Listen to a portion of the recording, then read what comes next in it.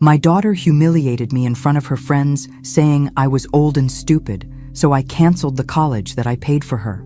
Before we begin, drop a comment below telling me where in the world you are listening, and make sure to subscribe for more life-changing journeys. The envelope from Princeton University felt heavy in my hands. I traced my fingers over the embossed logo before handing it to Olivia. After 19 years of sacrifice, sleepless nights, and second jobs, my daughter's future was sealed inside. I got in! Olivia's scream pierced the kitchen as she danced around. Mom, I got in! Princeton, can you believe it? I couldn't stop the tears. Your father would have been so proud, I whispered, remembering Robert and how we'd dreamed of starting a family before his car accident 20 years ago. Olivia was already texting everyone she knew. We have to celebrate, like a real party. She looked up, her eyes calculating rather than joyful. The Henderson twins got into Yale, and their parents rented out Bellini's. Sweetheart, that's a bit out of our price range. I started, mentally reviewing our savings account. Mom, it's Princeton. Her voice took on that edge I'd learned to dread. Do you want me to look pathetic compared to everyone else? It's bad enough I have to say I'm adopted when people ask why my mom is practically a senior citizen. The barb stung, but I pushed it aside like I always did. Of course not, honey. We'll figure something out. 3 weeks later, our modest house was transformed into what Olivia deemed an acceptable celebration venue. I dipped into my emergency fund for catering, decorations, and even hired student bartenders. I stood in the kitchen, arranging hors d'oeuvres, when Olivia burst in with 3 friends from Lakeside Prep. Mom, where are the little shrimp things? She demanded, barely looking at me. Coming right up, I smiled at her friends. Congratulations to all of you on your acceptances. Mrs. Sullivan, your home is lovely, said Emma, the only one who bothered to meet my eyes. Oh God, Mom, don't start with the small talk. Olivia rolled her eyes. Just bring the food out when it's ready. After they left, I leaned against the counter, willing away the hurt. This was Olivia's night. The party was in full swing when I ventured upstairs for more napkins. As I passed the guest bedroom, I heard Olivia's laugh, followed by, "Can you imagine having to explain her to my college friends?" I froze, hand halfway to the doorknob. At least your real mom was probably young and cool. I recognized Brooke Henderson's voice. Like, was she a teen mom or something? I tell everyone my parents were brilliant grad students who died in an accident, Olivia said casually. It's less embarrassing than admitting I was adopted by a desperate old woman who couldn't have kids of her own. The ice in my veins spread to my fingertips. But she's paying for Princeton, right? Another voice asked. That's pretty generous. She's mortgaging the house, Olivia snorted, as if I'd let her off the hook after all the time she embarrassed me. Do you know last parent-teacher night she asked Mr. Phillips what existentialism meant? In front of everyone. It's not my fault she's too stupid to understand half the books I read. Laughter rippled through the room. She's like having a housekeeper who thinks she's your mom, Olivia continued, always hovering, asking about my day like she could possibly understand what my life is like. God, I can't wait to get to Princeton and finally drop the act. What act? Emma asked quietly. The Grateful Daughter Act. Olivia's voice dripped with contempt. Do you know how exhausting it is pretending to care about her feelings? Oh, Mom, thank you so much for working double shifts so I could go to ballet. She mimicked me cruelly, as if she didn't get exactly what she wanted someone to make her pathetic life seem meaningful. A glass shattered downstairs, followed by cheers. I should move, should confront her, should do something other than stand here, letting each word cut deeper. But you'll still visit her, right? Emma pressed. Only until I get my inheritance, Olivia laughed. The old lady's not going to live forever. And when she kicks it, this house is mine. Then I'll finally be free. I backed away silently, retreating to my bedroom. I caught my reflection in the mirror, gray-streaked hair, lines around my eyes, the dress I'd splurged on for tonight. For the first time, I saw myself through Olivia's eyes. Old, unsophisticated, embarrassing. The sounds of celebration continued downstairs, but inside me, something vital had cracked the foundation I'd built my entire adult life upon. The daughter I thought I knew, the love I thought we shared, the sacrifices I thought had meaning. It was all a lie, and I had no idea what to do next. The morning after the party, I cleaned up the aftermath while Olivia slept upstairs. Every champagne flute I washed, every crumpled napkin I collected felt like evidence of my own naivety. "Mom, is there coffee?" Olivia shuffled in around noon, hair tangled, eyes puffy from too little sleep. I poured her a cup without speaking. "Great party, right?" She scrolled through her phone. "Brooke's mom asked where we catered from." I told her it was the new place downtown, not that cheap deli you actually used. The casual lie struck me differently now. How many others had there been? "Olivia," I said quietly, "we need to talk." "Can't. Meeting Emma for brunch in an hour." She glanced up, finally noticing my expression. "What's wrong with you? You look weird." "I overheard your conversation with your friends last night, in the guest room." The change was instantaneous. Her face shifted from annoyance to calculation in a heartbeat. "What conversation?" she asked carefully. "The one where you called me old and stupid, where you said I was like a housekeeper, where you talked about waiting for me to die so you could get your inheritance." Olivia's laugh was too bright, too rehearsed. "Mom, we were just joking around. You know how girls are, we say crazy things just to sound cool. Do you tell people your real parents were brilliant grad students who died?" Her smile faltered. "I can't believe you're eavesdropping on me at my own celebration party." "Answer the question, Olivia. What does it matter?" She slammed her coffee cup down. "You know how people look at me when they realize I'm adopted, all that fake sympathy and those questions about my real family. It's easier to make something up, something that doesn't include me." "You're being ridiculous." She grabbed her phone. "I don't have time for this. I need to get ready." As she turned to leave, I said, "We need to discuss Princeton." "What's there to discuss? We already decided I'm going."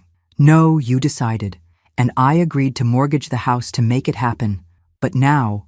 Something dangerous flashed in her eyes. "But now what? You're threatening to not pay for college because your feelings are hurt? Grow up." "Mom!" I flinched as if she'd struck me. In 19 years, I'd never heard such naked contempt in her voice. "This isn't about hurt feelings," I said. "This is about realizing I don't know who you are. I'm the same person I've always been." She crossed her arms.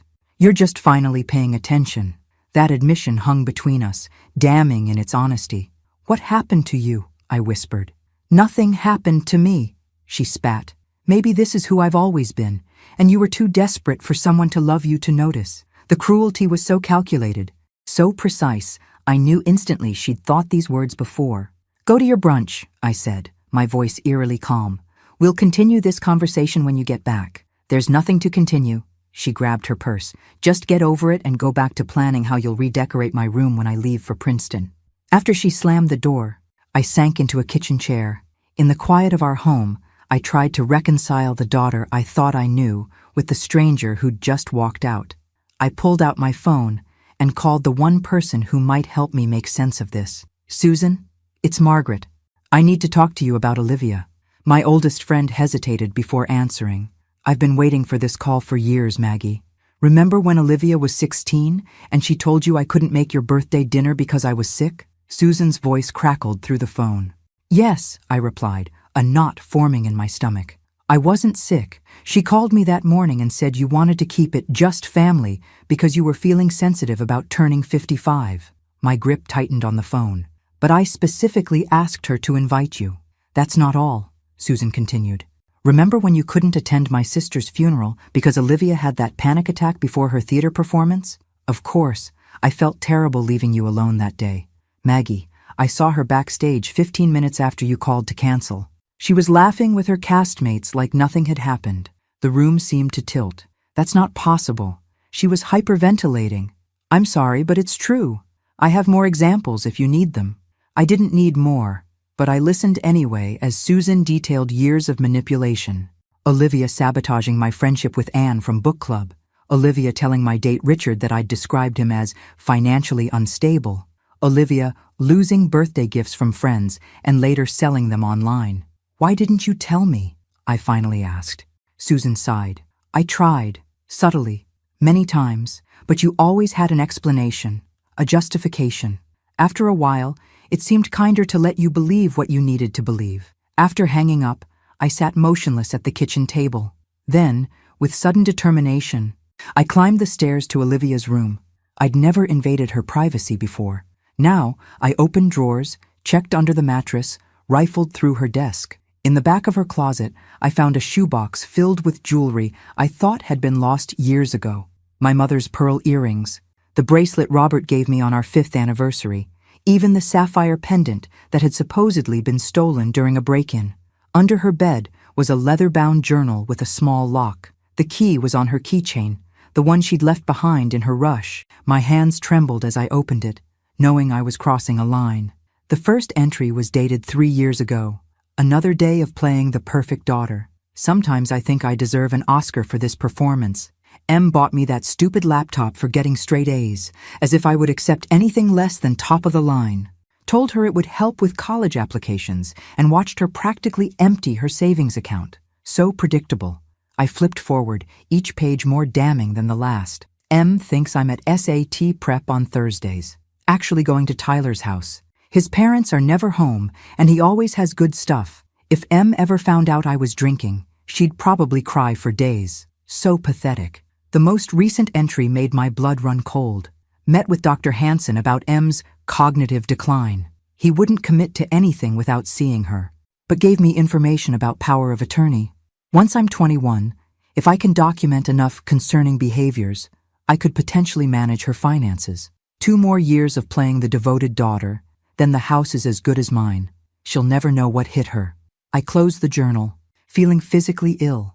This wasn't teenage rebellion or normal growing pains. This was calculated, long-term deception. My phone pinged with a notification from my banking app, a $500 charge at Nordstrom that I hadn't authorized. I checked my wallet. My credit card was still there, but I remembered Olivia asking to borrow it last week to buy textbooks online. With shaking hands, I logged into my account to see months of unexplained charges. High-end restaurants, clothing stores, rideshare services to addresses I didn't recognize. I opened her laptop, password protected, of course, but I knew her patterns. I tried Princeton 2025 and was immediately granted access.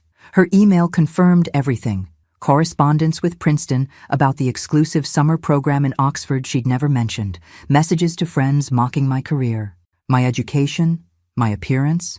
A draft letter to her high school counselor explaining why she was rejecting a full scholarship to State University in favor of Princeton. A full scholarship she'd never told me about. The sound of the front door jolted me back to reality. I quickly returned everything to its place and made my way downstairs, a strange calm settling over me. Olivia breezed in, still scrolling through her phone. "Emma says hi," she said without looking up. "Did you have a nice time?" My voice sounded foreign to my own ears. "It was fine. Look, about earlier." "I've been thinking," I interrupted. "You're right. I overreacted." Suspicion flashed across her face, quickly replaced by satisfaction. "Good. I knew you'd see reason. We should start making plans for Princeton. There's so much to do before September." Relief washed over her features. She thought she'd won, just like always. But as I smiled and nodded while she chattered about dorm decorations, I made a silent vow. This would be the last time Olivia Sullivan manipulated me. The game was about to change. The law office of Wilson & Associates occupied the 10th floor of a modest building downtown. Benjamin Wilson, my late husband's friend and our family attorney for 20 years, greeted me with a warm handshake.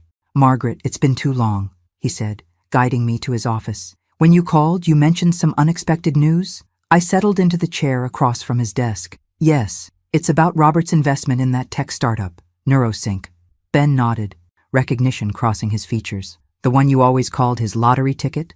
"That's the one," I smiled faintly.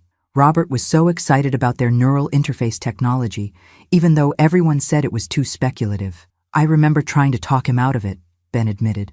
"Not my finest moment as a financial advisor." "Well, I got a call yesterday. Neurosync has been acquired by Mindframe Industries." I slid the paperwork across his desk. Apparently Robert's lottery ticket just paid off. Ben's eyes widened as he reviewed the documents. "Margaret, this is substantial. $560,000, I said, the number still surreal to me. "After taxes. This changes everything for you." "It does," I agreed, "but not in the way you might think." I spent the next hour explaining the situation with Olivia, the overheard conversation, Susan's revelations, the evidence I'd found. Ben listened without interruption, his expression growing increasingly troubled. "I understand your distress," he said finally. But what exactly are you planning to do? That's why I'm here. I need to know my options. Ben leaned back in his chair. Legally, you have no obligation to pay for Olivia's education, especially now that she's 18. The money from NeuroSync is undeniably yours alone.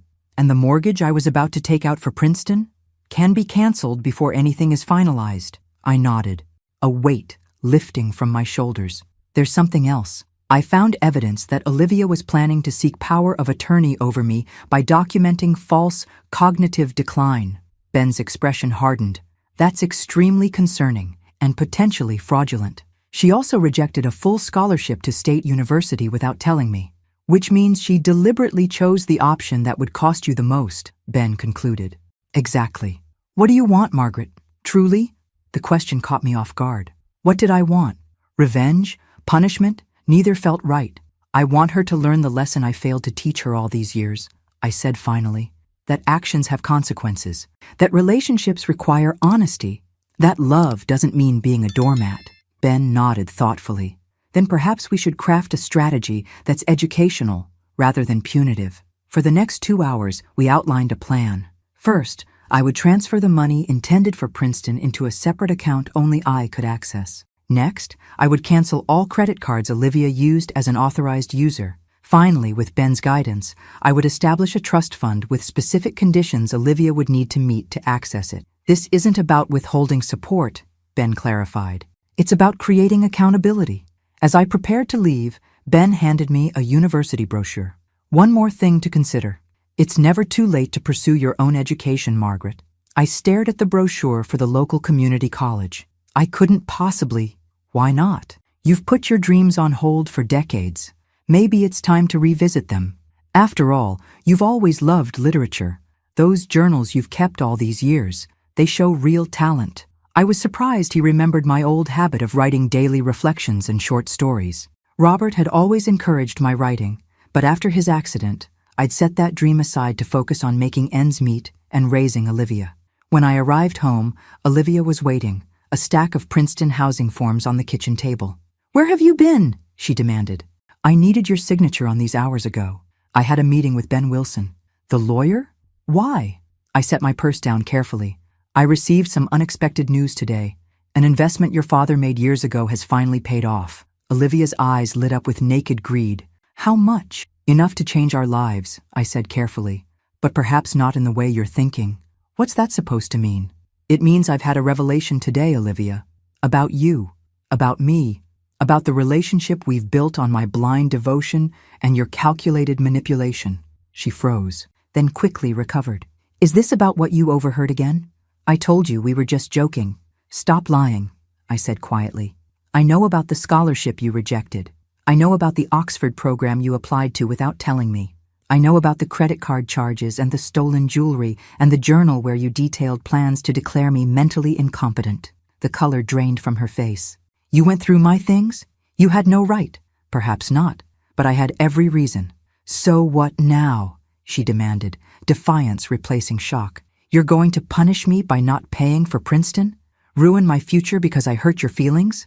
"No," I said calmly. "I'm going to give you exactly what you need, not what you want. And what you need, Olivia, is a lesson in consequences." The confusion on her face would have been comical under different circumstances. "I don't understand." "You will," I promised. "Starting tomorrow." As I climbed the stairs, leaving her staring after me in bewilderment, I realized this was the first conversation we'd ever had where I hadn't yielded to her emotional manipulation. It felt like waking up from a very long sleep. "You're going back to school?" Olivia's voice dripped with disbelief as she stared at the community college enrollment form on the kitchen counter. "For what? It's not like you can start a career at your age." I continued making my coffee, refusing to take the bait. "I've always loved literature. Now I have the time and resources to study it properly." "This is about punishing me, isn't it?" She crossed her arms. "You're using Dad's money for yourself instead of my education." "I'm using my money to improve my life," I corrected gently. Something I should have done years ago. It had been 3 days since our confrontation, 3 days of strategic silence on my part while Olivia cycled between anger, manipulation, and desperate attempts to re-establish the status quo.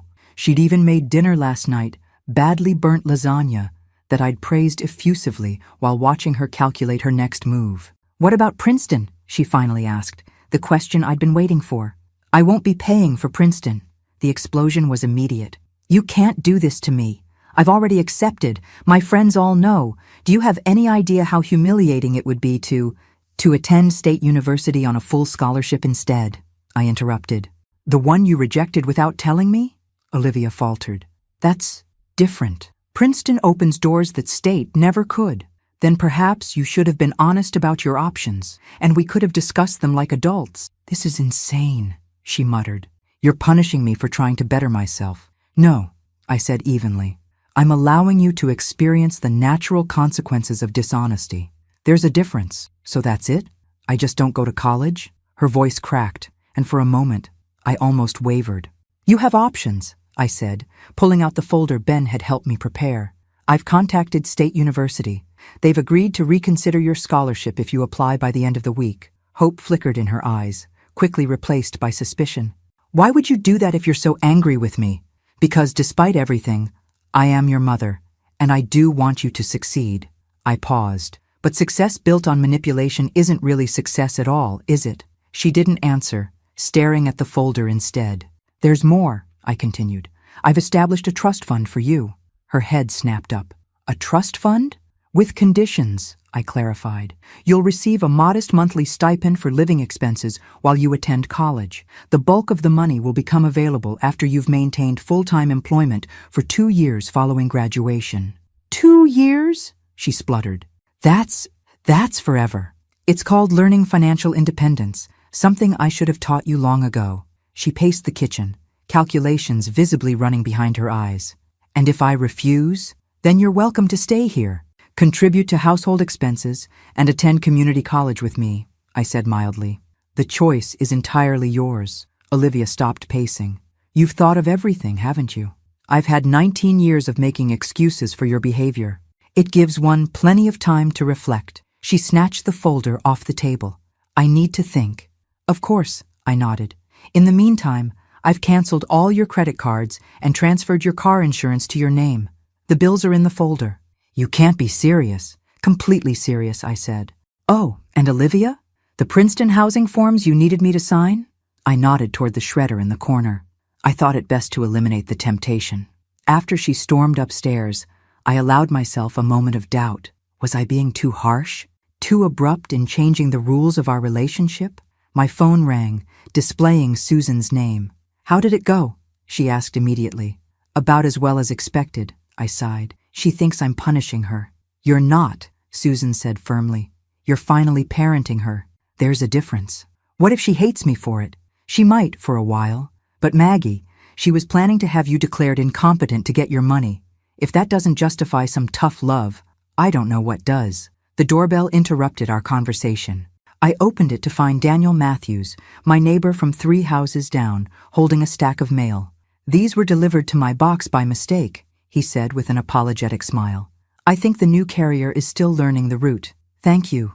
"Daniel, would you like to come in for coffee?" The invitation surprised us both. In 5 years of living on the same street, our interactions had been limited to neighborly waves and brief conversations about the weather. "I'd like that," he said, after a moment's hesitation. As we settled in the kitchen, I found myself studying him properly for the first time. A professor of English literature at the community college, according to neighborhood gossip. Divorced, no children, around my age. "You seem different," he observed, accepting the coffee I offered. "Different how?" He considered his answer carefully. "More present somehow. Usually when we talk, it feels like you're halfway somewhere else." The observation was startling in its accuracy. How long had I been living that way, physically present but mentally consumed with Olivia's needs and wants? "I'm making some changes," I said simply. "Good changes, I hope?" I thought about the enrollment form on the counter, the trust documents in Ben's office, the canceled credit cards, and the shredded Princeton paperwork. "Necessary ones," I replied. From upstairs came the sound of a door slamming, followed by muffled cursing, as Olivia discovered another consequence of her actions. The home Wi-Fi password had been changed. Daniel raised an eyebrow. "My daughter is learning some difficult lessons," I explained. "Ah," he nodded. "The famous Olivia. I've seen her coming and going, but never had the pleasure of an introduction." Trust me, pleasure isn't the word I'd use right now. He laughed, and I found myself joining him, the first genuine laughter I'd experienced in days. You know, he said, glancing at the enrollment form. I teach Introduction to American Literature at the college, Tuesday and Thursday evenings. Are you recruiting potential students, Professor Matthews? Just offering information, he smiled. The class has a good mix of traditional and returning students. You might find it interesting. As he left, I realized what had been missing from our brief interaction, the constant calculation of how each word and gesture would impact someone else's emotional state. The exhausting vigilance I'd maintained for years with Olivia. Talking with Daniel had been easy, natural, refreshing. I picked up the enrollment form. Decision made. Whatever happened with Olivia, whether she chose state university or community college, whether she eventually understood my actions or resented them forever, I would no longer structure my entire existence around her reactions. For the first time in decades, I was making a choice solely for myself, and it felt like breathing after years underwater. 6 weeks later, I sat in Professor Matthews's classroom, heart pounding as he returned our first analytical essays. The red A on my paper sent a thrill of accomplishment through me that I hadn't experienced in years. Excellent insights on Fitzgerald's use of symbolism. Margaret, Daniel Professor Matthews in this context, commented as he passed my desk. Your perspective on the green light was particularly refreshing. Heat rose to my cheeks at the praise. At 58, I was old enough to be the mother of most students in the class, yet here I was, blushing like a schoolgirl. Don't forget, your group presentations on Hemingway are next Tuesday, Daniel reminded the class as we packed up. Margaret, could I speak with you for a moment? I approached his desk, clutching my essay. How are things at home? He asked quietly. He knew the broad strokes of my situation with Olivia. Over coffee after that first visit, I'd found myself unexpectedly unburdening to this near stranger who listened without judgment. Tense, I admitted. She's accepted the scholarship at State, but is treating it like exile to Siberia. Every conversation becomes a referendum on how I've ruined her life. Daniel nodded sympathetically. The hardest lessons are rarely appreciated in the moment. I keep wondering if I'm being too harsh. From what you've told me, you're finally being appropriately firm after years of enabling behavior that wasn't serving either of you. His validation eased the persistent guilt I'd been carrying. Thank you. I needed to hear that. That's not why I asked you to stay, though. He smiled, suddenly seeming almost nervous. The English department is hosting a lecture series on Gothic literature next month. I wondered if you might be interested in attending. As your student? I clarified, my heart inexplicably racing. As my guest, he specified, outside of our academic relationship. Wouldn't that create a conflict of interest? I asked, genuinely concerned. Daniel nodded. I've already spoken with the department chair. If you're comfortable with it, another professor would grade your remaining assignments this semester to avoid any ethical issues. His thoughtfulness touched me. You've really considered this. I have, he admitted. I value our intellectual connection too much to compromise it with impropriety. In that case, I'd like that very much. Walking to my car, I caught my reflection in a storefront window and paused. When had I started standing straighter? When had the perpetual worry lines between my brows softened? When had I last purchased clothes for myself, not on clearance? The woman looking back at me was still recognizably Margaret Sullivan, but something fundamental had shifted, a confidence that came not from external validation, but from rediscovering my own worth. At home, Olivia sat at the kitchen table surrounded by paperwork, scowling at her laptop. State's honors housing is already full, she announced without preamble. I have to choose between the regular dorms or a shared apartment off campus. What does your budget allow for? I asked, setting down my book bag. The question clearly irritated her. Since implementing our new financial arrangement, I'd refused to solve such problems for her. The apartment would be cheaper if I find 2 roommates, she admitted reluctantly. But I don't know anyone at State. Sounds like an opportunity to meet new people, I suggested. Starting dinner preparations. Olivia watched me with narrowed eyes. You're different lately. Am I? I don't know, less available. The observation was telling. To Olivia, my value had always been measured by my availability to meet her needs. I have my own studies to focus on, I replied. Speaking of which, I got an A- on my first essay. Good for you, she said, not entirely succeeding at hiding her sarcasm. Learning to analyze The Great Gatsby will really transform your career prospects. Rather than rise to the bait, I simply continued chopping vegetables. Actually, I've been invited to a lecture series on Gothic literature next month. Thrilling, she rolled her eyes. With Professor Matthews. Something in my tone made her look up sharply. Wait, like a date? Yes, I said simply. You're dating my literature professor? Confusion warred with disgust on her face. He's not your professor, and yes, I'm exploring the possibility. That's weird, is it? I kept my tone light. I'm a single woman enjoying intellectual conversation with a man who shares my interests. Seems perfectly normal to me. You're almost 60. 58, I corrected, which means I potentially have decades of life ahead of me.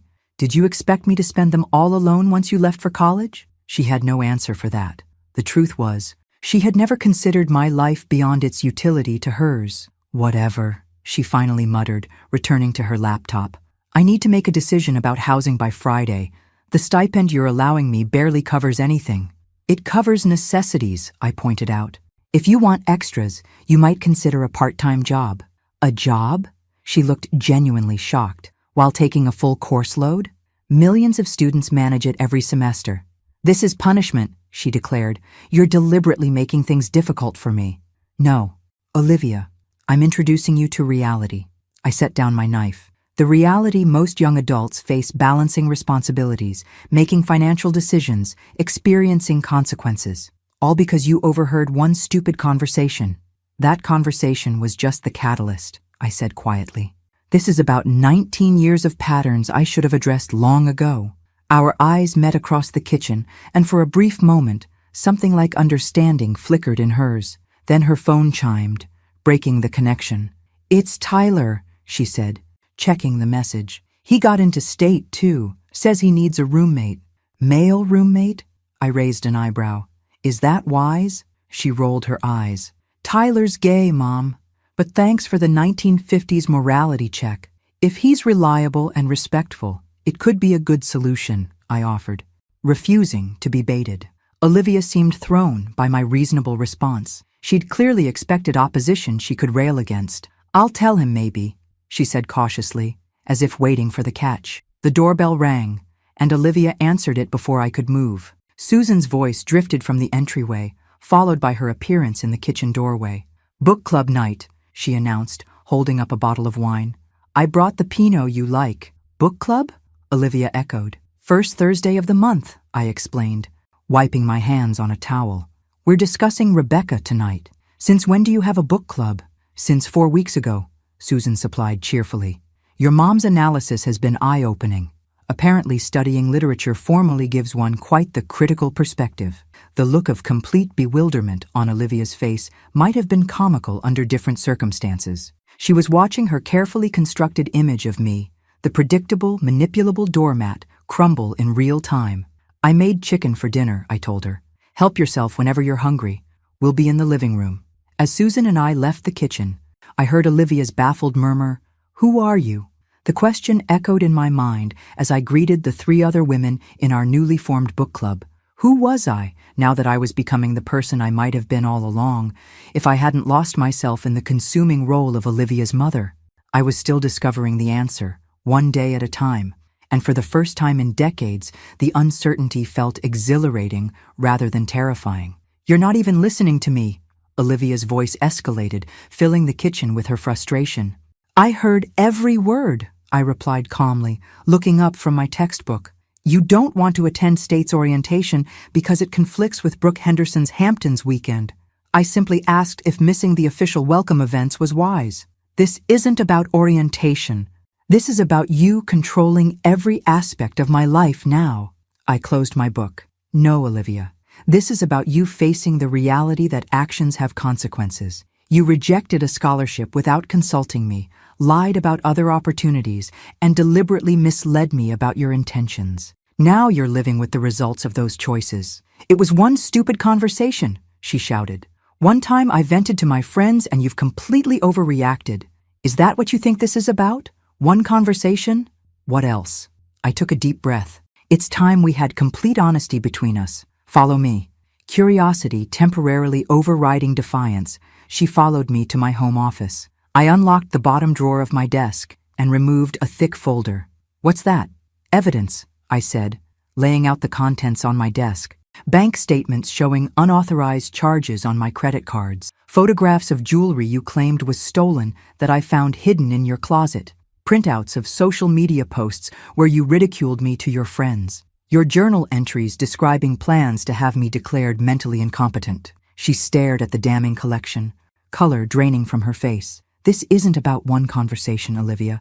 It's about a pattern of deception and manipulation that I enabled for years." "You went through my private things," she whispered, unable to muster her usual indignation in the face of such overwhelming evidence. "Yes," I acknowledged. "After 19 years of respecting boundaries, you consistently violated." "So what now?" she demanded, anger returning. "You've got your file of evidence. Are you throwing me out? Disowning me?" "No," I said gently. "I'm giving you the gift I should have given you years ago, the chance to become a responsible, ethical adult. By controlling my money? By forcing me to go to state instead of Princeton? That's your idea of a gift? By allowing you to experience natural consequences rather than shielding you from them," I corrected. "Princeton was never your right. It was a privilege you hadn't earned." "Hadn't earned?" she scoffed. "I had the grades. I got accepted. And you lied about your alternatives, manipulated me into financial arrangements that would have crippled my future, and showed contempt for the very person you expected to fund your ambitions." I gathered the papers back into the folder. "That's not earning anything, Olivia. That's exploiting someone's love for you." She fell silent, a flicker of something like shame crossing her features before hardening into resentment. "So that's it? We're done? You've made your point?" "We're not done. We're just beginning a new chapter." I handed her an envelope. "This came for you today, from State." She opened it reluctantly, scanning the contents. "They want me to apply for their honors literature program," she said, confusion evident. "But I'm pre-law. They were impressed by your essay.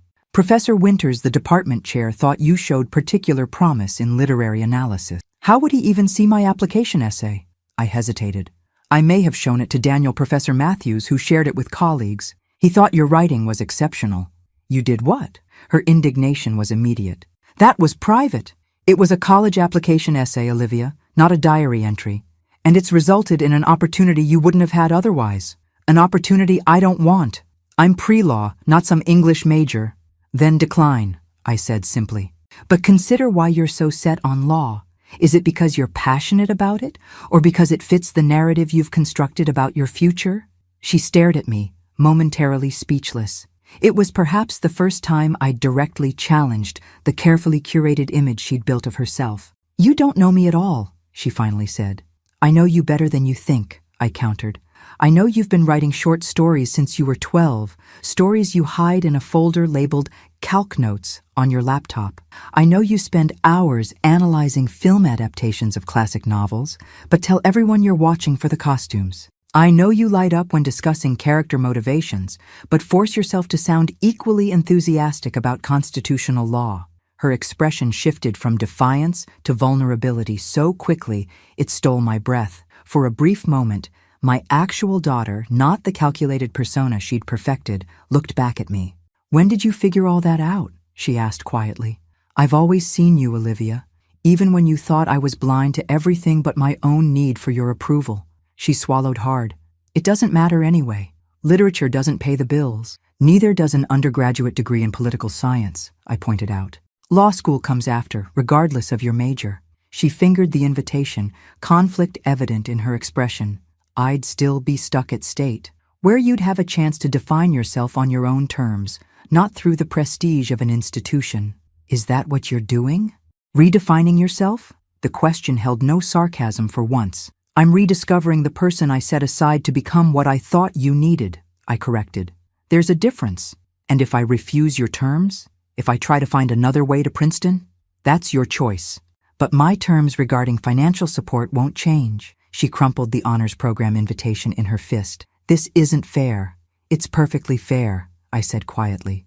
"It's simply not what you wanted." "I hate this," she whispered, and for the first time in our confrontation, I glimpsed genuine emotion rather than tactical display. "I hate feeling trapped. That's not a pleasant feeling, is it? Now imagine how I felt when I discovered your plans to have me declared incompetent so you could access my assets." She flinched as if physically struck. "I should never have written that down," she muttered. "The problem isn't that you wrote it down, Olivia. The problem is that you thought it at all." She paced the small office, agitation evident in every movement. "So what am I supposed to do now? Just surrender? Accept defeat?" "This isn't a battle," I said. "It's a crossroads. You can continue fighting against consequences or learn from them. You can cling to a version of your life that requires manipulating others, or you can begin building something authentic." Easy for you to say. You suddenly have Dad's money and your perfect professor boyfriend and your cute little book club. You get to reinvent yourself while I'm stuck with the fallout. The fallout of your own choices, I reminded her gently. And yes, I do have new opportunities, because for the first time in decades, I'm choosing myself rather than subordinating my needs to yours. She stared at me for a long moment, searching my face for some sign of wavering.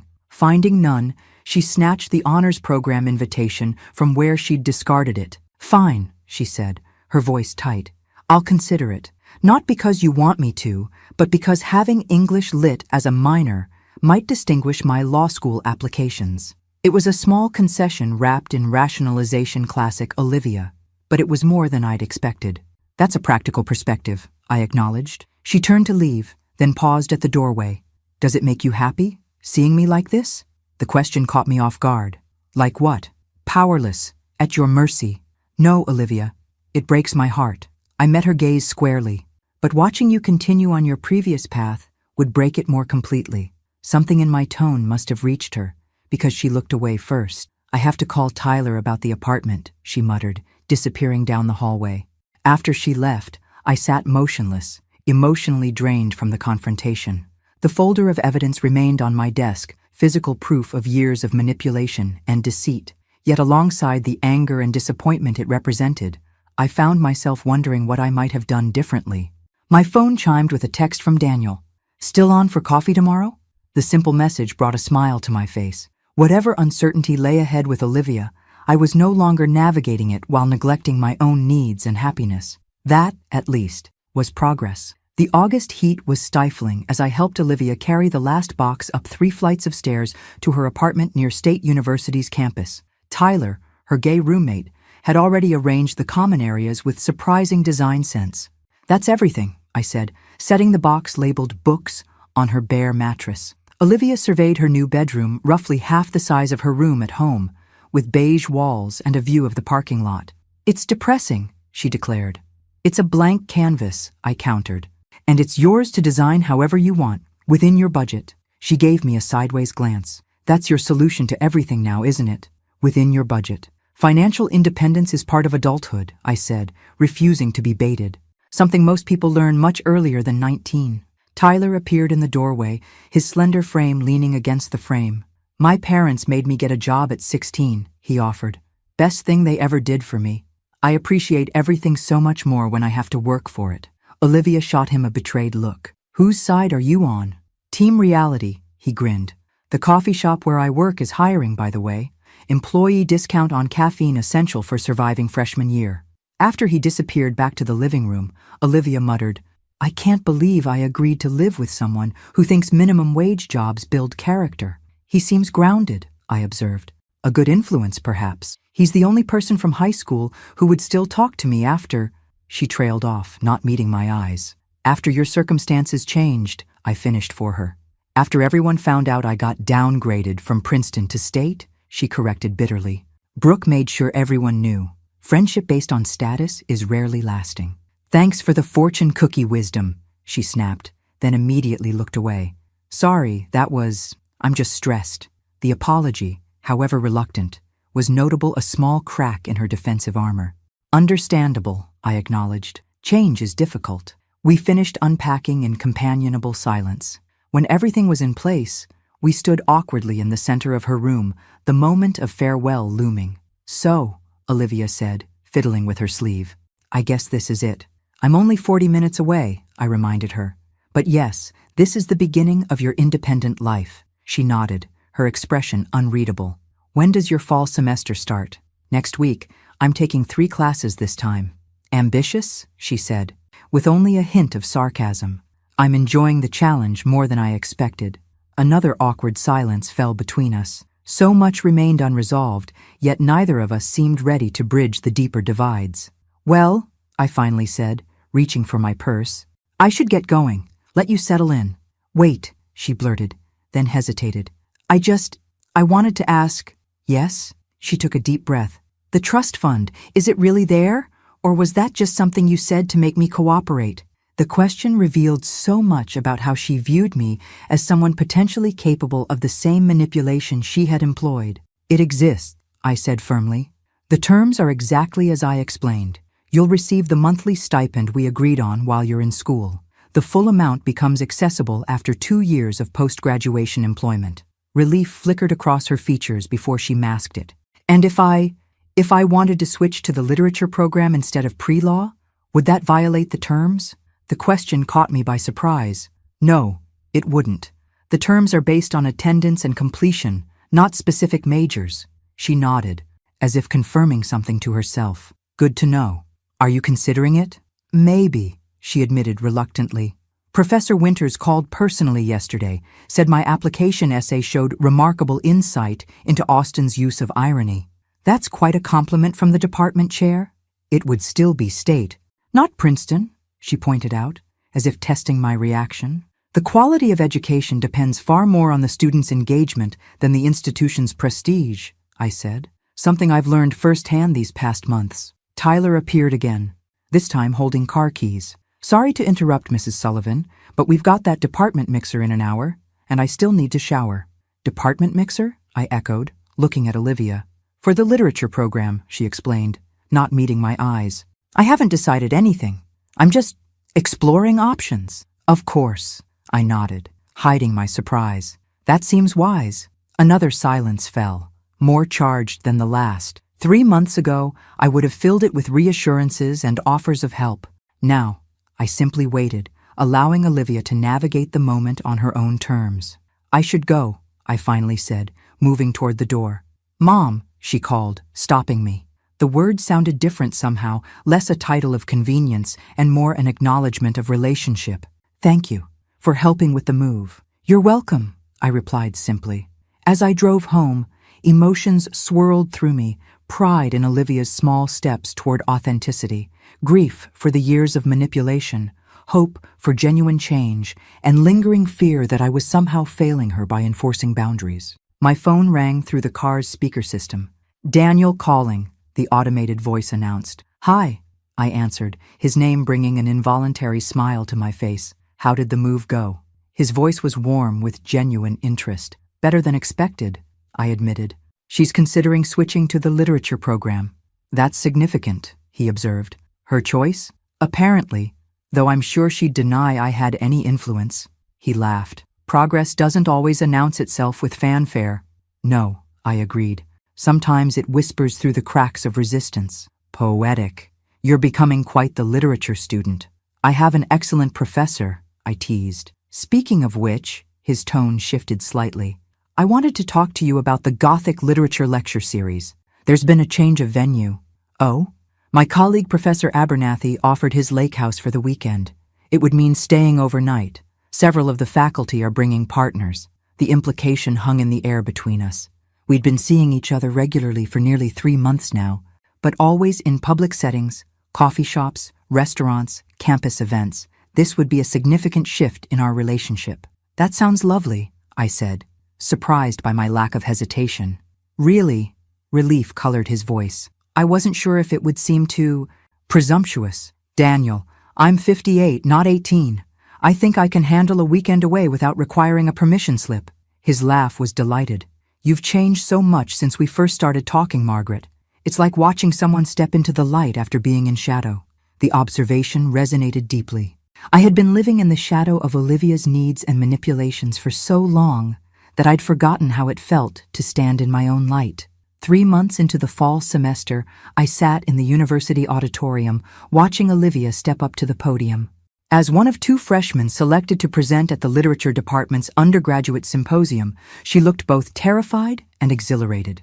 Good afternoon, she began, her voice wavering slightly before finding its strength.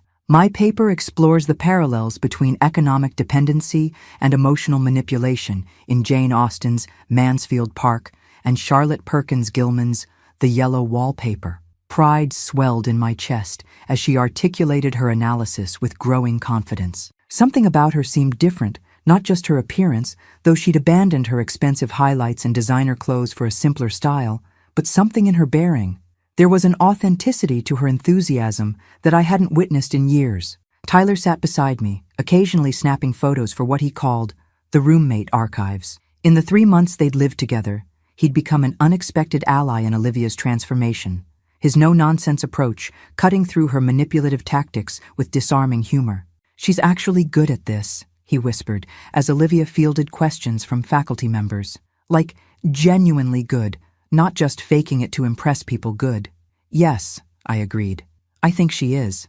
After the symposium, we waited in the lobby as Olivia accepted congratulations from professors and fellow students. When she finally approached us, her cheeks were flushed with genuine pleasure. "Professor Winters wants me to expand my paper for the regional conference in spring," she announced, barely containing her excitement. "That's wonderful," I said, resisting the urge to hug her. Our relationship remained tentative, the old patterns too easily triggered by physical proximity. "The department's hosting a dinner for the presenters," she continued, "so I can't do coffee like we planned." "Of course," I nodded. "This is a significant achievement. You should celebrate." She hesitated, shifting her weight from one foot to the other. "You could come," she offered tentatively. "To the dinner, if you want." Professor Winters said presenters could bring guests. The invitation caught me off guard.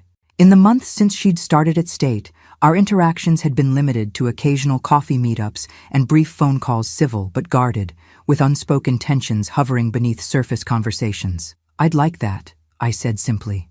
Tyler cleared his throat dramatically. "And what about the loyal roommate who's endured endless practice presentations and stress-induced kitchen messes?" Olivia rolled her eyes, but with affection rather than disdain. "Yes, Tyler, you're invited too, though I'm not sure academia is ready for your commentary." "Honey, academia needs my commentary," he retorted, linking his arm with hers. "Now, I believe you promised that if this went well, we'd finally replace that tragic futon with a real couch?" "I said we'd discuss it," she corrected, but she was smiling. As they continued their good-natured bickering, I observed with quiet amazement how differently Olivia interacted with Tyler compared to her high school friends. There was no calculation in her responses, no careful management of her image, just the natural rhythm of genuine friendship. The department dinner proved equally revealing. Seated at a round table with Olivia, Tyler, and several faculty members, I watched my daughter engage in earnest academic discussion, her perspectives thoughtful rather than performative. When Professor Winters inquired about her pre-law background, she answered with unexpected candor. "I was never actually interested in law," she admitted. "It just seemed prestigious and guaranteed to impress people." "And literature doesn't?" he asked with a raised eyebrow. "Not in the same way," she shrugged. "But I'm finding I care less about impressing people these days." Her eyes flickered to me as she spoke, a moment of silent acknowledgement passing between us.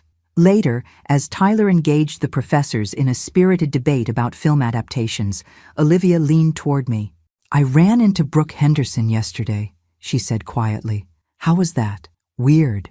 She traced the rim of her water glass. She was all fake nice, asking about State with this poor you expression. Then she started talking about all the amazing connections she's making at Princeton. "And how did that make you feel?" I asked carefully. Olivia considered the question seriously. 6 months ago, it would have devastated me, she admitted. But yesterday I just felt sorry for her. All she talked about was who she knows and which exclusive events she's been invited to. Nothing about what she's learning or what interests her. That's an insightful observation. I kept thinking about something Tyler said when I first moved in. He told me, "Princeton would have given you a great network, but State is giving you a self." She shook her head. It sounded like greeting card nonsense at the time, but now I think he might be right. The admission, so quietly offered, signified more progress than any academic achievement. "Tyler seems wise beyond his years," I observed. "Don't tell him that," she groaned. "His ego is unbearable enough already." We shared a small laugh, perhaps our first genuine moment of connection in months. "Mom," she said hesitantly. There's something else I wanted to tell you. Yes? I've been seeing someone from the counseling center. A therapist. The words came out in a rush. Tyler thought it might help with, everything.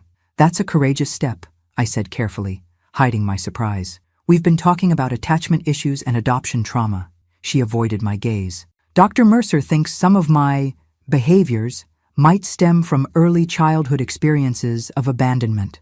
That seems plausible, I acknowledged. It's not an excuse, she added quickly, for how I treated you. She's very clear about that, but it helps me understand some of the patterns. Understanding is the first step toward change. She nodded, fidgeting with her napkin. There's something else, something I've never told you. I waited, giving her space to continue at her own pace. When I was 14, I found those letters from the adoption agency, she said, her voice dropping to near whisper. The ones that mentioned I'd been returned by 3 previous families. My heart clenched. Olivia. I only saw fragments enough to piece together that I wasn't anyone's first choice, or second, or third. She swallowed hard. I convinced myself you only kept me because you were desperate and had no better options. That wasn't true, I said gently. I chose you specifically, Olivia. Your file was the only one I requested to see. Surprise flickered across her face. Why? The question transported me back 19 years, to the small office where I'd first seen her photograph, a solemn-eyed child with defensive posture and wary expression. Because the social worker described you as challenging but brilliant. Because your eyes held questions I wanted to help answer. Because when every other prospective parent saw problems, I saw potential. She blinked rapidly, emotion breaking through her carefully maintained composure. I've been awful to you, she whispered. At times, I agreed, not sugarcoating the truth. And I enabled behaviors I should have addressed years ago. We both have healing to do.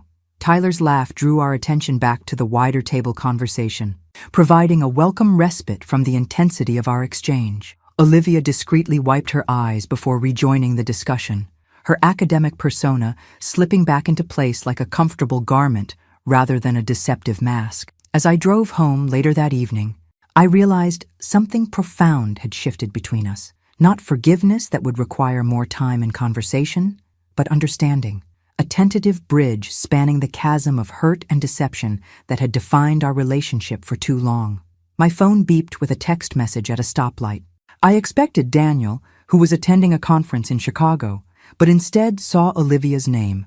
Thank you for coming tonight. It meant more than I can say. Simple words that would have seemed insignificant months ago now carried the weight of genuine emotion.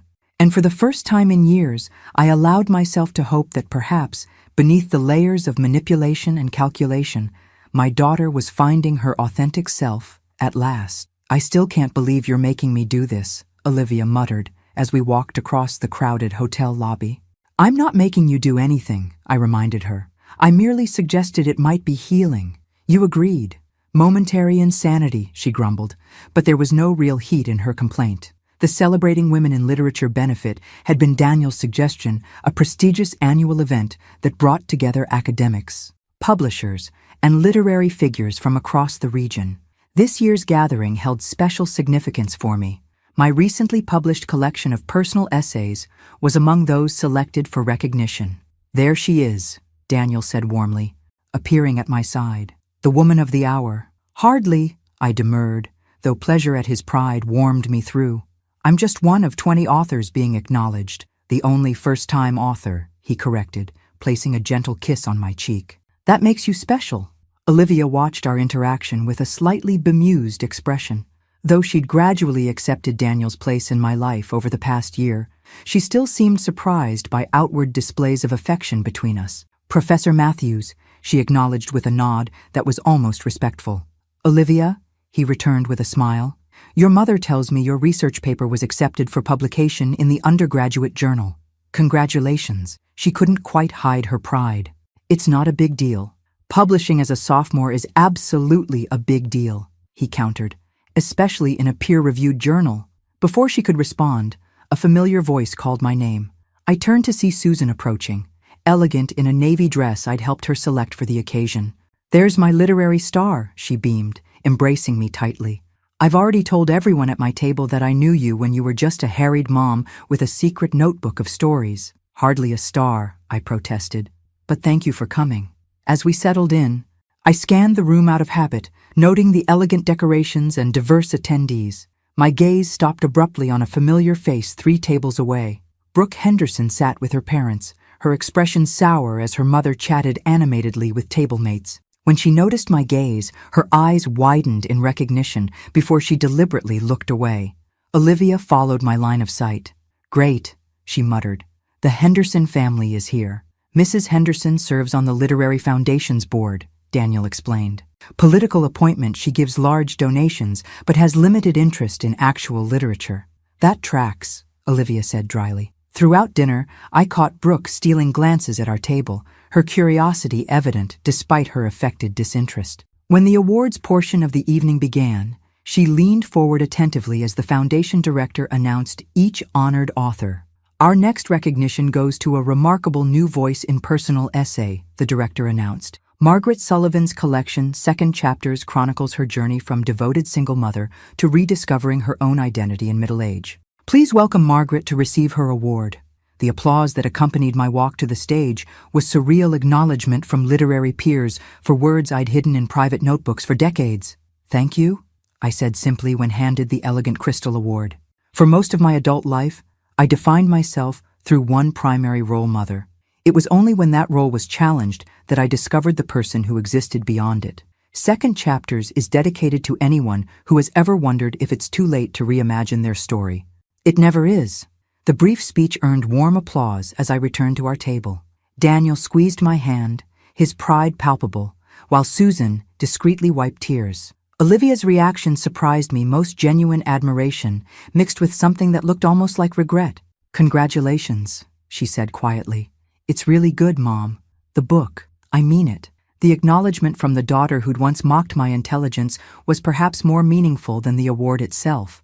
As the ceremony concluded and guests began to mingle, Mrs. Henderson approached our table, Brooke reluctantly in tow. "Margaret Sullivan," she exclaimed with practiced charm, "your essay collection was simply marvelous, so raw and honest about the sacrifices of motherhood." "Thank you," I replied politely. "And Olivia," her gaze shifted to my daughter. "Brooke tells me you're at State now. How nice." The slight pause conveyed volumes about her assessment of State compared to Princeton. "It's been transformative," Olivia replied with unexpected poise. "The literature program is exceptional." "Literature?" Mrs. Henderson's perfectly shaped eyebrows rose. "I thought you were pre-law." "I discovered my actual passion rather than following a prescribed path," Olivia said, her voice steady. "State's program has given me opportunities I wouldn't have found elsewhere." Brooke's expression soured further. "Like what?" "Publishing research as a sophomore, for one," Daniel interjected smoothly. "Olivia's analysis of economic dependency in classic literature has received considerable attention." "How fascinating," Mrs. Henderson replied with the automatic response of someone who found it anything but. "Well, we should circulate. Lovely to see you all doing so." "Well." As they departed, Olivia released a breath. "That was satisfying," Susan supplied with a grin. "I was going to say weird," Olivia admitted. "A year ago, I would have been devastated by her condescension. Now, it just seems sad." "Progress," Daniel noted. The evening continued with introductions to publishers, academics, and fellow writers, a world I'd never imagined myself occupying. Through it all, Olivia remained by my side, observing with quiet interest rather than the resentment I might have expected from her former self. As the event wound down, we found ourselves in a quiet corner of the lobby, waiting for the valet to bring our cars. "Thank you for coming tonight," I told Olivia. "It meant a lot to have you here." She shrugged, but the gesture lacked its former dismissiveness. "It was interesting, seeing you in this world. You seem different." "Different how?" "I don't know. More solid somehow, like you're fully present in your skin." She looked away. "It's strange, realizing your parent is an actual person with their own life and interests." The observation revealed just how far she'd come from the self-centered teenager who'd seen me only as an extension of her needs. "It's part of growing up," I said gently, recognizing that parents are people too. "I guess," she hesitated. "Would you have found this path if things hadn't changed between us?" The question was perceptive and surprisingly self-aware. "I don't know," I answered honestly. Sometimes it takes a seismic disruption to reveal new possibilities. She nodded slowly. I'm sorry it had to happen that way. The apology, simple but sincere, hung between us, neither fully sufficient nor entirely necessary. We both understood that our journey had been complex, the fault lines running in both directions. We're here now, I said finally, both finding our paths. Daniel and Susan joined us as the valet arrived with our cars. Goodbyes were exchanged, plans made for Susan's upcoming birthday dinner. As Olivia prepared to leave in her modest used car, purchased with her earnings from the coffee shop job she'd initially resisted, she paused. I'm proud of you, Mom, she said quietly, for the book, for everything. The words so unexpected from the daughter who'd once dismissed me as intellectually inferior brought tears to my eyes. I'm proud of you too, I replied, more than you know. Driving home with Daniel, I reflected on the evening's significance, not just the professional recognition, but the public affirmation of the changes both Olivia and I had undergone. You're quiet, Daniel observed, reaching for my hand. Just thinking about how much has changed in 2 years, I said. For both of us. For the better? I considered the question carefully. Yes, despite the pain, despite the difficult conversations and adjustments, undeniably for the better. The email arrived on an ordinary Tuesday morning, nestled between a faculty newsletter and a reminder about Daniel's upcoming birthday. From Olivia Sullivan. Subject, can we talk? Mom, I've been working through some difficult material in therapy lately, and Dr. Mercer suggested it might be helpful to have a structured conversation with you. If you're willing, I'd like to come home this weekend. Just us, no Daniel, no Tyler, no distractions. There are things I need to say properly and questions I need to ask. I understand if this is too much or if you need time to consider. Olivia. The formal tone, so unlike our recent text exchanges, sent a ripple of apprehension through me. After nearly 2 years of gradual rebuilding, our relationship had reached a place of cautious stability. We spoke regularly, shared occasional meals, celebrated holidays together. The raw wounds had scabbed over, if not fully healed. What difficult material could prompt this request for a formal conversation? After consideration, I replied simply, I'll be here. Saturday works best. The intervening days passed with mounting tension. I found myself distracted during classes, my thoughts repeatedly returning to Olivia's cryptic message. By Saturday morning, I'd cycled through dozens of possibilities from reconciliation to renewed conflict. Olivia arrived precisely at noon, her expression inscrutable as she declined my offer of lunch. I'd rather just talk first, she said, setting a leather-bound notebook on the coffee table. If that's okay. We settled in the living room, the familiar setting suddenly feeling formal. So, I began when she remained silent. You wanted to talk. Olivia nodded, visibly gathering her courage. Dr. Mercer and I have been focusing on something called radical honesty in our sessions. It's challenging, I can imagine. Part of the process involves acknowledging harm I've caused and taking full responsibility without deflection. She opened the notebook, revealing pages of handwritten notes. I've spent months writing this all down, trying to be completely honest about my behavior toward you. My breath caught. This was not what I'd expected. You don't have to. I do, she interrupted gently. For me, as much as for you. She took a deep breath and began reading from her notebook. Mom, for most of my life, I manipulated, deceived, and emotionally exploited you. I used your love as a weapon against you.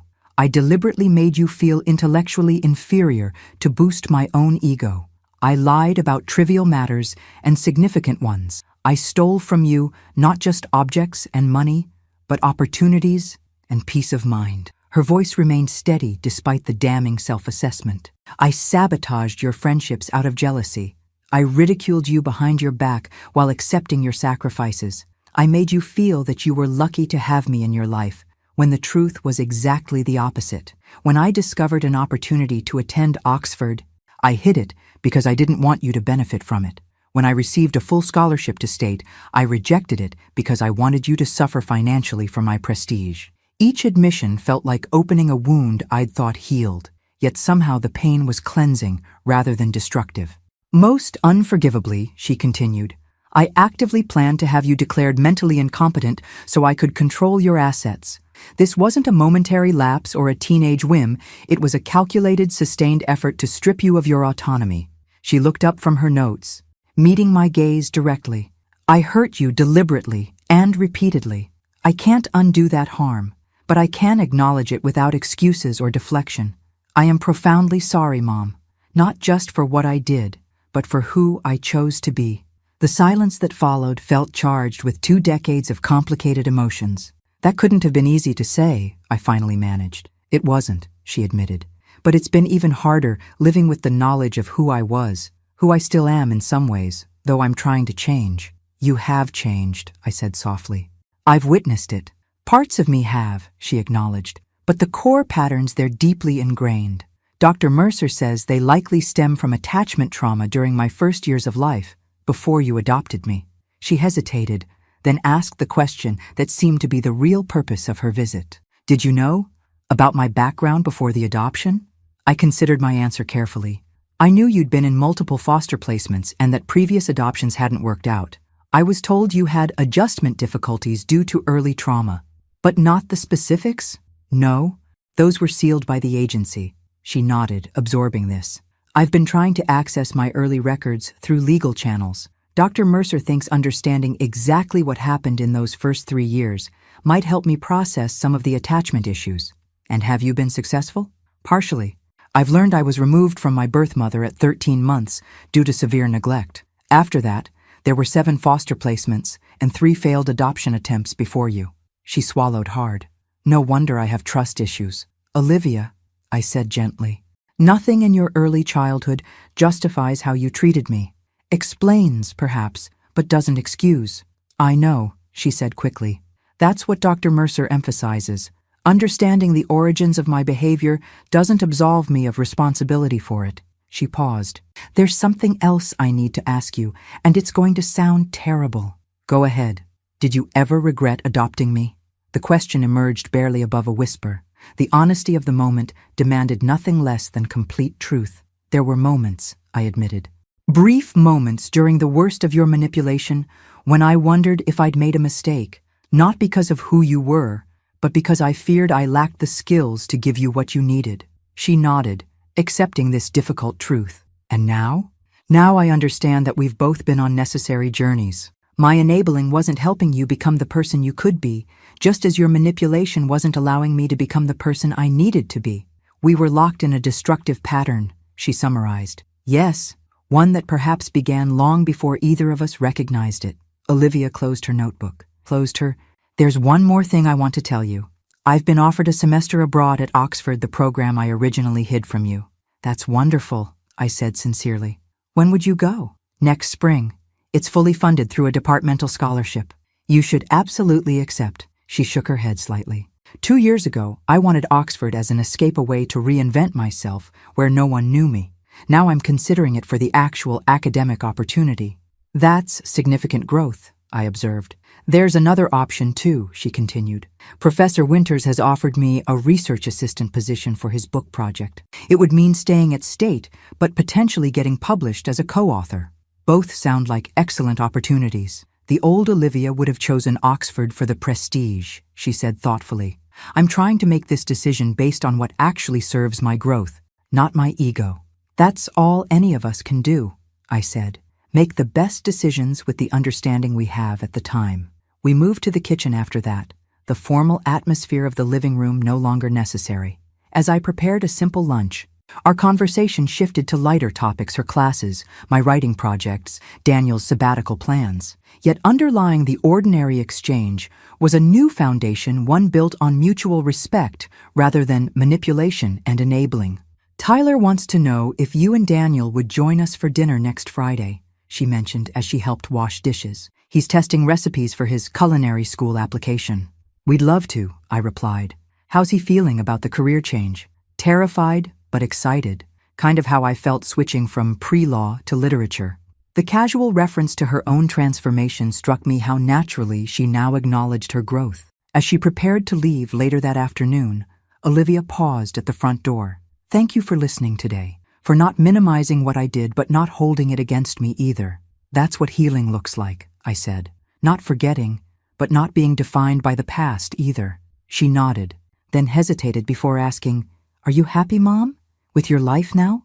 The question, so different from the self-centered queries of her former self, touched me deeply. Yes, I answered truthfully. Not in the way I imagined happiness would look at this stage of my life, but genuinely, deeply happy.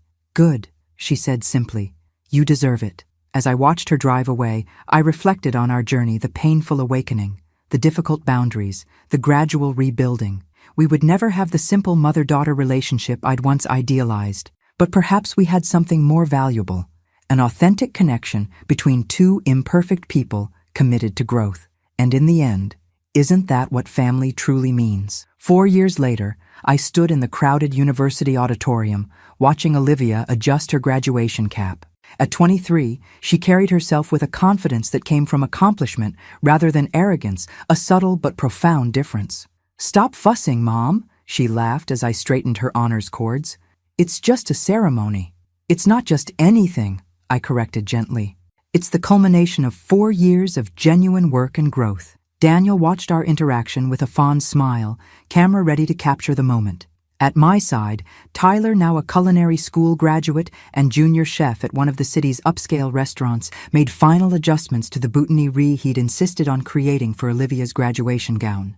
"Literature department's most outstanding senior award winner deserves proper floral recognition," he declared, stepping back to admire his handiwork. The announcement of Olivia's departmental honor had come as no surprise to those who'd witnessed her transformation from calculating pre-law student to passionate literary scholar. Her thesis on economic power dynamics in 19th century women's literature had already been accepted for publication in a respected academic journal. "There's Professor Winters," Olivia noted, waving to the department chair who'd become her academic mentor. "He wants me to meet the visiting professor from Columbia before the ceremony starts." As she made her way through the crowd, I marveled at the natural ease with which she now navigated academic spaces, not as performance or strategy, but as genuine engagement. "Penny for your thoughts," Daniel said, slipping his arm around my waist. "Just reflecting on how far we've come," I replied. All of us. My own journey had unfolded alongside Olivia's. The essay collection that had brought unexpected recognition 3 years ago had led to a teaching position at the community college, then a book contract for a work exploring late-life reinvention.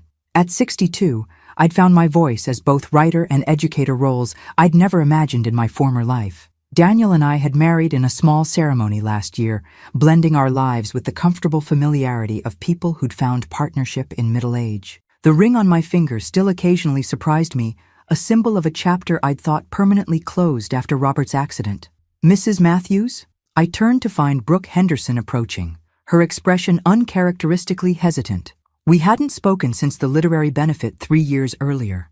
"Ms. Henderson," I acknowledged with polite surprise. "Are you here for the graduation?" "My cousin is receiving her master's," she explained. "I saw you across the room and, well, I wanted to say hello." An awkward silence fell between us, years of unspoken history hanging in the air. "How is Princeton?"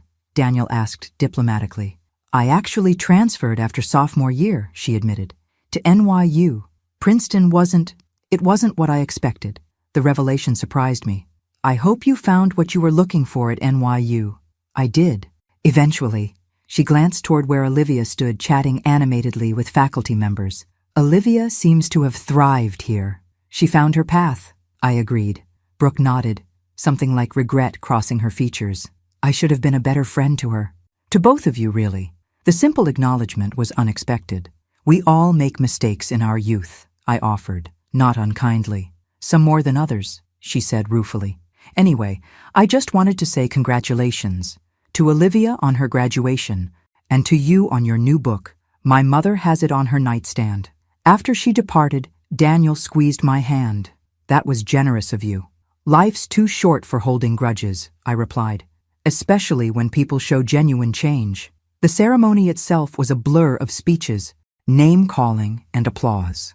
When Olivia crossed the stage to receive her diploma, the pride that swelled in my chest was untainted by calculation or comparison, simply joy in her genuine achievement. Afterward, amid the chaos of graduates and families, she found us with a beaming smile. "Official college graduate," she announced, brandishing her diploma. "Now I just have to decide between the master's programs." Her academic success had translated into multiple graduate school offers, a choice she was approaching with thoughtful consideration rather than status seeking. "You'll make the right decision," I assured her. "You always do nowadays." "High praise from the woman who once called me pathologically manipulative," she teased, the old wound now healed enough for gentle humor. "I never used those exact words," I protested. "Close enough," she laughed. Our celebratory dinner that evening brought together the small circle that had become our unconventional family, Daniel and me, Olivia and her boyfriend, Michael, a thoughtful history student she'd met through the honors program, Tyler and his partner, James, and Susan with her new husband, Paolo. As conversation flowed around the table, I found myself observing rather than participating, struck by the natural authenticity of our interactions. There was no performance here, no calculated impressions or strategic posturing, just genuine connection among people who had chosen to be in each other's lives. Later, as dessert plates were cleared, Olivia clinked her glass for attention. "I have an announcement," she said, her expression both nervous and excited. "I've made my decision about graduate school." All eyes turned to her expectantly. "I've accepted the fellowship at the University of Michigan," she revealed. "Their interdisciplinary program in literature and social justice is exactly what I want to pursue." "That's wonderful news," I said sincerely, even as I calculated the distance, a 4-hour drive that would take her farther from home than she'd been since starting college. "There's more," she continued. "Part of why I chose Michigan is because they've offered Mom a visiting professorship in their creative writing program for the fall semester." Stunned silence met this revelation. "They what?" I finally managed. "I might have sent them your collected essays and mentioned you were working on a new book," Olivia admitted with a mischievous smile. "Dr. Abernathy there was impressed and reached out to the department chair. The official offer should arrive by email tomorrow." "You did this?" I asked, overwhelmed by the thoughtfulness behind the gesture. "It's entirely on your merit," she assured me. "I just made the introduction. The rest was all you." "But what about Daniel? My classes here?" My mind raced through practical considerations. "It's just 1 semester," Daniel interjected, and I realized from his lack of surprise that he'd been in on the secret. "I've already arranged a sabbatical exchange with their English department for the same period." The careful coordination, the thoughtfulness required to arrange this opportunity without manipulating or pressuring struck me as the clearest evidence of how far Olivia had come. "You did all this for me?" I asked softly. "For us," she corrected. "You once gave me the gift of accountability when it was the last thing I wanted, but the first thing I needed. This is my way of giving you the gift of opportunity, a chance to expand your horizons just when you might be tempted to settle into comfort." The wisdom in her words and the genuine care behind them brought tears to my eyes. "When did you become so insightful?" I wondered aloud. "I had an excellent teacher," she replied simply. Later that night, as Daniel and I prepared for bed, I found myself reflecting on the symmetry of our journey. Where once I had crafted a difficult lesson for Olivia about consequences and independence, she had now created an opportunity for me that demonstrated genuine care rather than calculation. "She's really changed," Daniel observed, reading my thoughts as he often did. "The transformation goes beyond behavior to fundamental character." "Yes," I agreed, though I sometimes wonder how much was transformation and how much was revelation of what was always there beneath the defenses. "Perhaps both," he suggested. "The best growth usually is." I thought of the frightened 3-year-old I'd first met at the adoption agency, wary, withdrawn, already armored against a world that had given her little reason to trust. The calculating teenager she'd become, weaponizing charm and manipulation as survival skills. The reflective young woman who'd gradually learned to replace strategy with authenticity. None of these was the real Olivia. All were genuine facets of a complex person shaped by trauma, choice, consequence, and growth. Just as the anxious, self-sacrificing mother I'd been, the boundary-setting parent I'd become, and the confident professional I was now were all authentic expressions of my own evolving self. "What are you thinking?" Daniel asked as we settled into bed. "That life rarely gives us the stories we expect," I replied. "But sometimes, if we're brave enough to face difficult truths, it gives us the stories we need." He smiled, understanding as he always did. "And this story, has it been worth the painful chapters?" I thought of Olivia's face as she'd announced her news tonight, the genuine desire to create opportunity for me, the thoughtful consideration of what would serve my growth rather than her convenience. How far we'd both come from that devastating party where I'd overheard her cruel dismissal. Every page, I assured him, even the hardest ones. In the morning, I would find the official offer from Michigan in my inbox. Daniel and I would begin planning our semester away. Olivia would start preparing for her graduate program. Life would continue its forward motion, bringing new challenges and opportunities. But in this moment, I simply savored the knowledge that sometimes the most painful fractures create space for the most profound healing. That sometimes we must lose the relationships we thought we wanted to discover the authentic connections we truly need. And that it's never too late to begin a new chapter or to rewrite the story of who we might become. Some families are born of blood. Others are forged by choice, but those that survive the flames of truth are the ones that truly matter. Thanks for listening. Don't forget to subscribe and feel free to share your story in the comments. Your voice matters.